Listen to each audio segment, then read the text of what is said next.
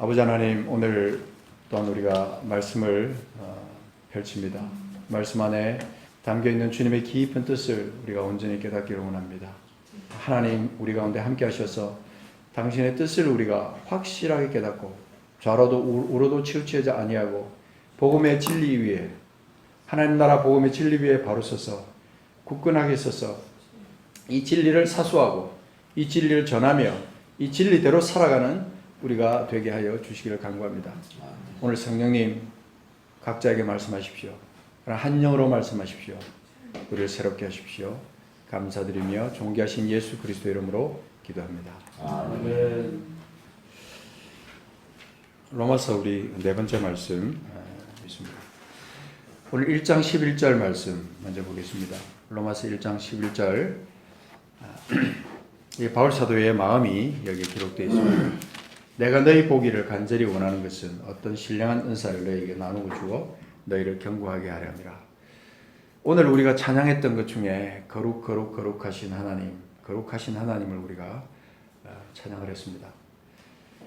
우리가 찬양하는 그 찬양 속에 또 우리가 하나님을 향한 그 고백 속에 우리는 그 중에 아주 중요한 것이 하나 있는데 그것이 뭐냐면 영이신 하나님 앞에 예배한다는 겁니다. 영이신 하나님의 이름을 높인다는 겁니다. 요한복음 4장 24절에 있듯이 하나님은 영이시니 그 전제를 우리가 잊을 수가 없는 겁니다. 하나님은 영이시니 예배하는 자가 신령과 진리로 예배할지니라.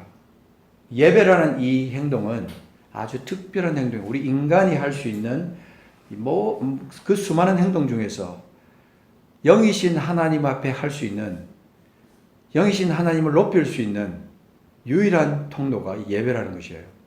그래서 하나님은 우리 몸 전체를 다 들여서 하나님 앞에 예배하기를 원하시고 예배를 통해서 하나님은 영광을 받기를 원하신다는 겁니다. 그래서 우리가 이 영이신 하나님의 초점을 맞출 때 우리의 행동은 또 어떻게 해야 되냐면 당연히 영적인 행동이 되어야 됩니다. 영이신 하나님 앞에 우리가 나가면서 육적인 방법으로 하나님 앞에 나갈 수가 없는 거죠. 육적으로 하나님을 해석을 하려도 해석이 안 됩니다. 아무리 인간적인 방법을 총동원해서 하나님을 알아보려고 해도 성령이 함께 하시는 그 역사가 없이는 하나님을 절대로 알 수 없다는 거예요. 그래서 우리가 자나깨나 이 성령과 동행하면서 영이신 하나님 앞에 우리가 예배하는데 최선을 다하는 삶을 살아야 됩니다.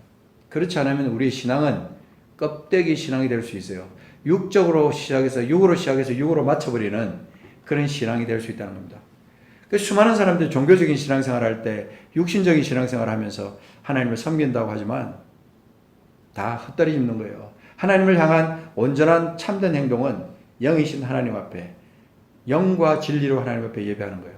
그렇지 않으면 하나님께서 받으시는 예배가 될 수가 없다는 겁니다. 오늘 이 바울 사도께서 1장 11절에 내가 너희 보기를 간절히 원하는 것은 어떤 신령한 은사를 너희에게 나누어 주어 너희를 견고하게 하려 함이니. 바울 사도가 오늘 여기서 내가 너희에게 복음을 전해서 이 복음으로 하여금 너희를 견고하기를 원한다. 그런 말씀이 아니에요. 특별한 의미가 있는 겁니다. 내가 너희 보기를 간절히 원하는 것은 어떤 신령한 은사를 너희에게 나누어 주기를 원한다. 신령한 은사라는 것은 이것은 원어로 선물이라는 뜻이거든요. 선물. 그래서 신령한 선물을 너에게 나눠주기를 원한다. 그래서 그 1장 9절에 가서 보면은 어떤 말씀이냐면 내가 그의 아들의 복음 안에서 내 심령으로 섬기는 하나님이 나의 증인이 되시거니와 항상 내 기도에 쉬지 않고 너희를 말하며 이렇게 말합니다. 여기 보면은요 특별한 어떤 이 통로가 하나 있습니다.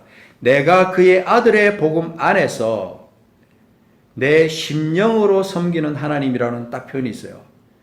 이 말은 뭘 말하냐면 우리가 사람이 하나님을 섬길 때 우리의 뇌나 우리의 어떤 가슴으로 하나님 앞에 예배하고 하나님을 알고 하나님을 경배한다 그렇게 하지만 이 심령이 빠져버리면 안 된다. 이 심령이라는 것이 이게 spirit이거든요. spirit. 영이에요. 그래서 내 영으로 섬기는 하나님이 나의 증인이 되시거니와 그렇게 말합니다. 내 영으로 섬기는 하나님. 여러분 우리는 믿음 생활을 한다고 할 때 이 영이 성령과 교통을 하면서 하나님 앞에 경배하고 하나님의 뜻을 알고 작정하고 결단하고 하나님 기뻐하시는 삶을 살아가는 그런 과정을 우리가 밟지 않는다면 우리 신앙은 육적으로 시작해서 육적으로 끝나버린다면 혼적인 것으로부터 시작해서 혼적으로 끝날 수 있어요. 그러나 우리가 이 영이라는 것은 하나님과 교통할 수 있는 유일한 통로예요. 사실은 육적인 거, 혼적인 거 얼마든지 우리가 작용하고 활동할 수 있지만 하나님과 교통할 수 있는 것은 오직 이 영이다 이 말입니다. 그래서 우리가 하나님께서 인간을 지으시고 난 다음에 숨을 불어넣으셨다. 그 숨이 뭐냐면 하나님과 교통할 수 있는 그 영을 하나님께서 우리에게 주신 거예요. 그러니까 다른 동물하고 다르게 우리는 이 영적인 존재다. 영의 존재라는 겁니다. 영적이라 그러니까 자꾸 좀 어떤 비상적으로 생각하기 쉬운데 우리는 영이에요. 영. 우리의 본체가 하나님과 교통할 수 있는 영으로 구성되어 있다는 거예요. 우리 호흡하고 말하고 생각하고 태어나서 죽고 하는 어떤 육신적인 것과 합쳐지면서 우리가 온전한 하나의 사람으로서 이 땅에서 살아간다 이 말입니다. 많은 사람들이 생각할 때 내가 행복하게 살기 위해서 내가 이 땅에서 뭔가 남들하고 다르게 살기 위해서 나는 이러하게 이런 방식으로 살아야 되겠어. 그럴 때 대부분 다 혼적인 요소예요. 혼적인 거. 내가 판단하고 지정의적인 어떤 그런 요소를 가지고 살아갈 때 대부분의 사람들은 이 혼과 육적인 것만을 발동하면서 살아갈 수 있어요. 그렇지만 우리가 오늘 이 시간에 좀 집중해서 생각해 보자. 그래서 바울 사도가 딴 거 다 접어두고 내가 그의 아들의 복음 안에서 내 심령으로 내 영으로 섬기는 하나님, 그 하나님의 나의 증인이 되신다. 그가 섬기는 하나님은 자기 영으로 섬기는 하나님이라는 거예요. 영으로 교통하고 영으로 하나님과 함께하는 그런 존재라고 하는 것을 말해주고 있는 거죠. 그래서 그가 로마에 있는 성도들을 간절히 보기를 원하는데 그 원하는 목적이 뭐냐면 뭐 좋은 내용을 갖다 가르쳐주기를 원한다. 복음을 전하기를 원한다. 그런 것도 물론 있겠지만 여기 한 가지 목적이 정확하게 있는 거예요. 뭐죠? 어떤 신령한 은사를 너에게 나누어 주어서 너희를 견고하게 세우기 위한다. 특별한 목적이 여기에 확실하게 딱 드러나는 거죠. 여러분 고린도전서 넘어가서 9장 11절을 보면 고린도전서는 특별히 이 우리가 영적인 존재고 영으로 하나님을 섬기는 그 부분에 대해서 여러 각도로 우리에게 일러주고 있습니다. 그래서 고린도전서와 바울 사도의 이 영을 얘기하는 이것과 굉장히 많이 통한다. 그래서 우리는 고린도전서도 같이 오늘 몇 군데를 중요한 데를 찾아보게 될 것입니다.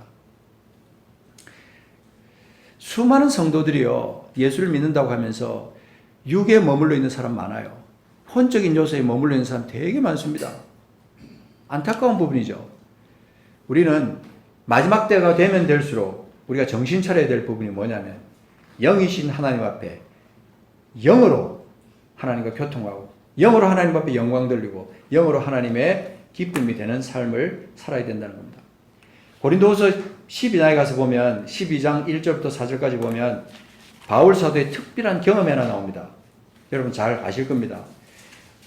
여기 보면 무익 하나만 내가 부득불 자랑하노니 주의 환상과 계시를 말한다. 여기 보면요 주의 환상과 계시를 말하리라 그랬는데요. 육신적인 어떤 그리스도인은 이 말 자체가 이해가 되지 않을 말씀이에요. 좀 거북하게 받아들일 수 있어요. 주의 환상과 계시. 하나님의 말씀을 전하는 위대한 하나님의 사람들도요.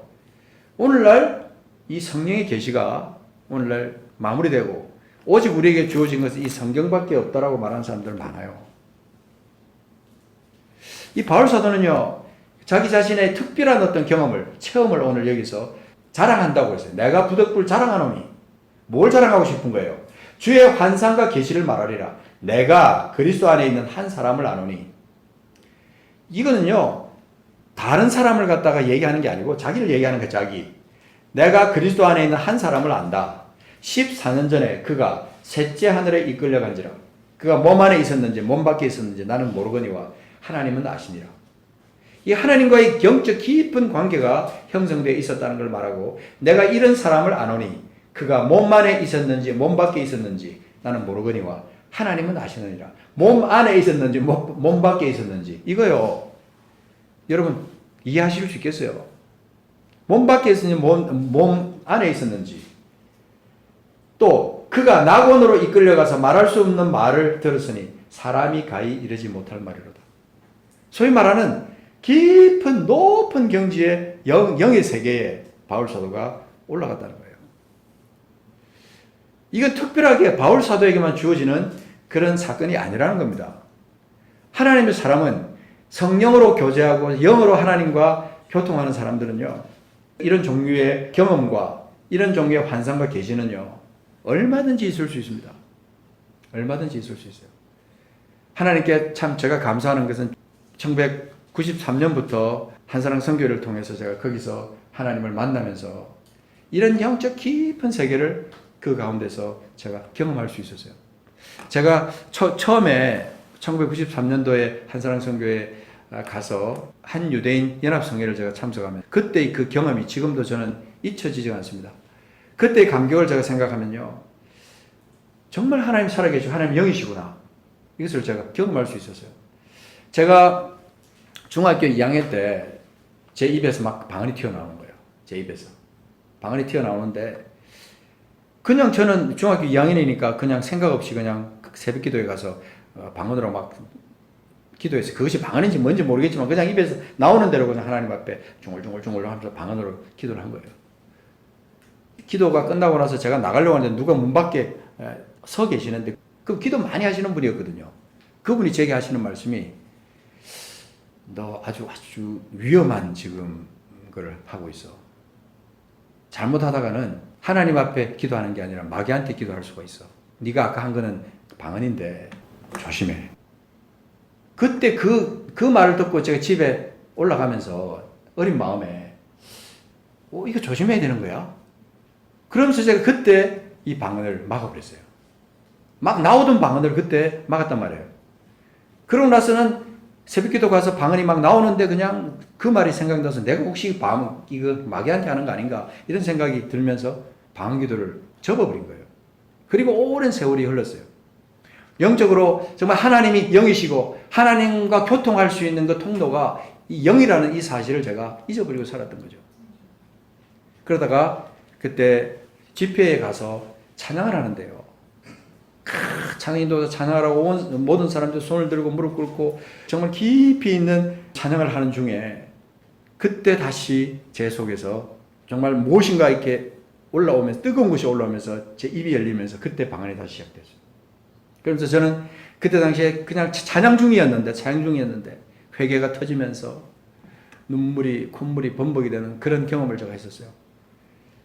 그러고 나서 그때 이후의 삶 가운데 저는 다시 제가 찾은 영의 하나님, 영으로 실존하시는 그 하나님, 내가 영으로 성령과 함께 교통하면서 내가 살아계신 하나님을 만날 수 있는 통로를 제가 다시 찾은 거예요. 얼마나 감사했는지요. 여러분 여기 보면은요, 이 사도 바울이 고난 가운데 있을 때에 자신이 입신을 하여 셋째 하늘인 천국에 올라가 보았다는 사실, 이것이 오늘 그 기록입니다. 셋째 하늘인 천국. 사도 바울이 올라가 본 셋째 하늘은 바로 하나님이 계신 천국이에요. 그 천국을 오라는 데를 갈 수 있고 그 천국을 경험할 수 있는 것이 우리입니다. 사실은 불신자들은요, 하나님을 모르는 사람들은, 성령의 역사를 전혀 모르는 사람은 이거는 도저히 불가능한 사실이거든요. 이 바울만 이룰 수 있는 게 아니고 우리 모두가 다 깊은 영적 세계 가운데서 이런 것을 경험할 수도 있다는 겁니다. 누가 이것을 거부할 수 있겠어요? 누가 이것을 차단할 수가 있겠어요? 여러분 오늘 여기 바울 사도가 우리에게 은사를, 어떤 신령한 은사를 우리에게 나눠줘 했을 때, 은사에는요, 성경에 보는 은사는 두 가지가 있어요. 첫 번째 은사는 뭐냐면 혼적인 또는 육적인 은사예요. 그게 로마서 12장에 나오는 겁니다. 한번 찾아보십시오. 로마서 12장. 자, 로마서 12장 6절부터 보면은 우리에게 주신 은혜대로 뭘 받았다 그랬어요? 은사를 받았어요. 우리에게 주신 은혜대로 우리가 받은 은사가 있는데, 이 은사는 이것은 선물은 그냥 단순한 선물이 아닙니다. 여기서 말하는 은사는 성령이 우리에게 나눠주는 은사예요. 주님이 우리에게 주시는 은사라 이 말입니다. 그런데 이 은사는 어떤 겁니까? 예언이면 믿음의 분수대로, 또 섬기는 일이면 섬기는 일로, 가르치는 자면 가르치는 일로, 위로하는 자면 위로하는 일로, 구제하는 자는 성실함으로, 다스리는 자는 부지런함으로, 긍휼을 베푸는 자는 즐거움으로 할 것이니라. 사랑에는 거짓이 없나니 악을 미워하고 선에 속하라. 이 말씀은요, 사랑이 완성되는 그런 시점 가운데서 우리에게 주신 성령의 은사가 남을 세우고 사랑으로 열매를 맺고, 그래서 무너진 것을 세워내는 그 혼적인 육적인 그런 은사예요, 사실은 이게. 근데 거기 처음에 나오는 거 보면은 예언이면 믿음의 분수대로라는 말이 딱 하나 딱 등장합니다. 예언이라는 것은 특별히 영적인 은사입니다. 예언이라는 것을 육적으로 생각하고 해석하는 사람은 아무도 없을 거예요. 그러니까 여기는 한 가지를 딱 해놓으면서 그 다음에는 이제 섬기는 일이면 섬기는 일로 쭉 나오잖아요. 이 모든 것들, 다른 것들은 전부 사랑이 완성되는 사랑의 어떤 그 모습으로 우리가 그것을 섬길 때 하나님의 나라가 우리 교회 공동체를 통해서 또 섬기는 사람들의, 믿는 사람들의 사랑을 통해서 세상 가운데 열매를 맺는 것이죠. 그러기 위해서 하나님 우리에게 은사를 사람마다 주신다 이 말입니다. 근데 특별히 여기 보면 한 가지 맛배기로 딱 보여준 은사가 바로 예언입니다. 뭡니까? 예언이면 믿음의 분수대로 그랬어요. 믿음의 분수대로. 예언을 무시하는 사람이 있습니다. 예언을 아주 가볍게 여기는 사람이 있어요. 예언은 절대로 해서는 안 된다라고 말하는 사람도 있습니다. 그러나 성령이 하시면요, 성령이 역사하시고 성령이 하기를 원하시면 막을 존재가 이 땅에 아무도 없다는 거예요.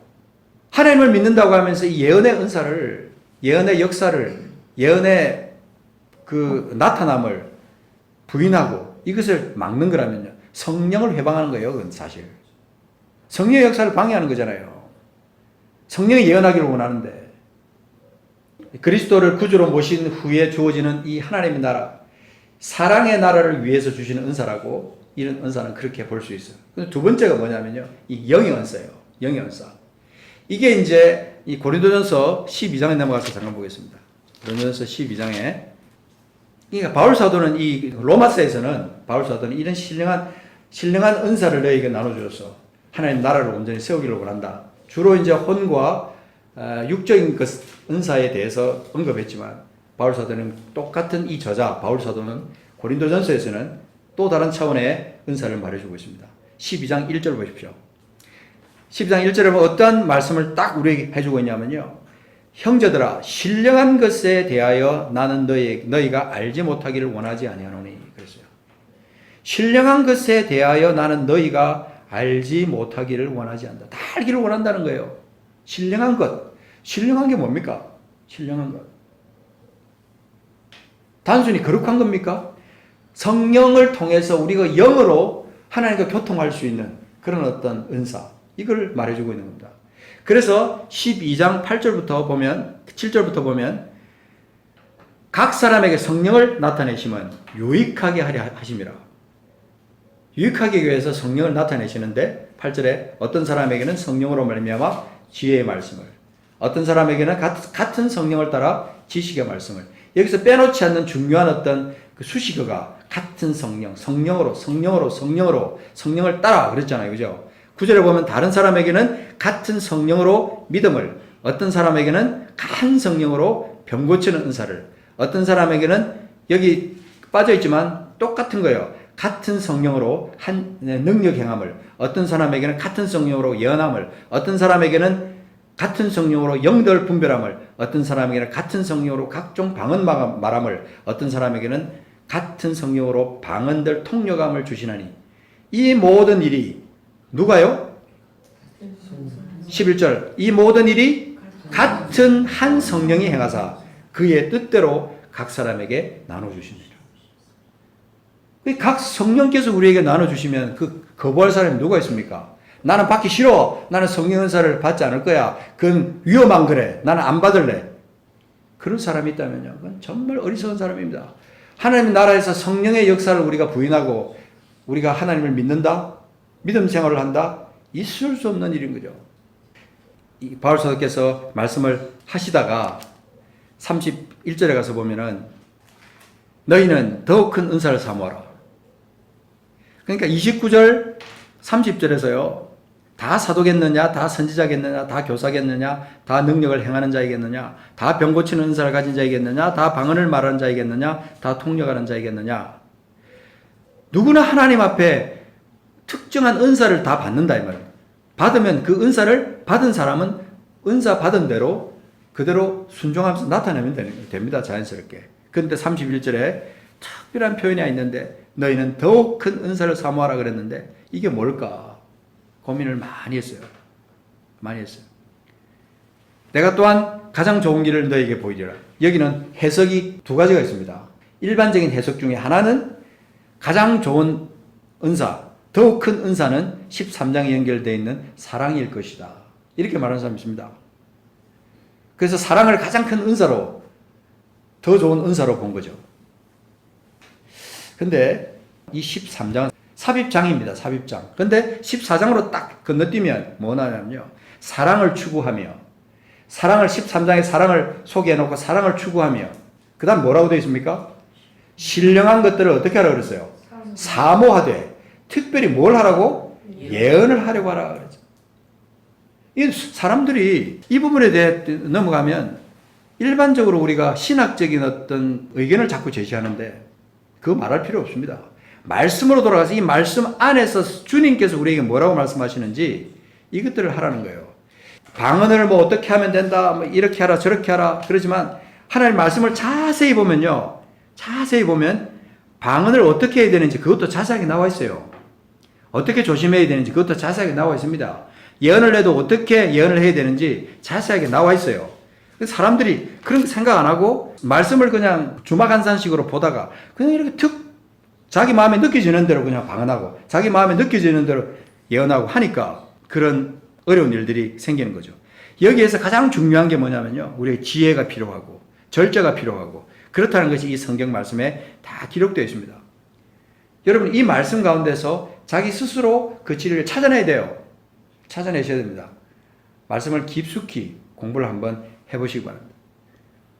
저는요 하나님께서 주시는 이 영적 세계는 무한하다고 믿습니다. 하나님 나라는 인간이 제한할 수 있는 나라가 아니에요.